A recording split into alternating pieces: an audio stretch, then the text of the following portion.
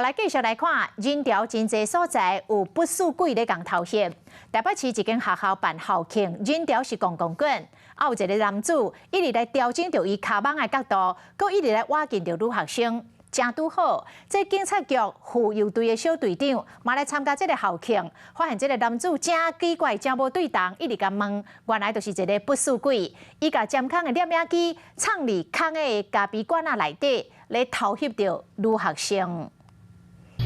你有用这个？没有，确定没有。警察伫问这个查甫人拢无承认，敢若烦恼讲这个外套会摕袂转来，本来当作讲犯案的假死藏甲真好，抑毋过压两卡捌冒胖。随身在咖啡馆啊内底放监控的摄影机，挂个乌衫的空，哪行哪偷翕，地点阁是伫学校校庆的园游会。30岁嫌犯专门警人真济所在犯案，像讲捷运的边啊，警方初步调查，嫌犯进前就过摆伫校园甲捷运站4个日偷翕，即摆想要到讲警察嘛来参加校庆，互人抓到。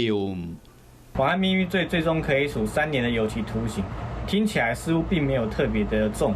但是在理论上，如果说犯罪行为人他有分别为数次不同的犯罪行为，而且是在不同的时间地点下为数次的行为，这时候可以依照刑法第50条以下适用到数罪并法来规定。因为嫌犯手机内底有真侪女性被害人的吻事部位的相片，真歹算讲有偌济人受害。警方提醒讲，千万爱提防千份人伤过我近，你若怀疑被偷翕，会使报案处理，唔通互有心的人士一犯再犯。嗨，我是庄宇杰，想要看到更多的新闻内容吗？赶快订阅华视新闻的 YouTube 频道，并且开启小铃铛，跟着宇杰一起看新闻吧。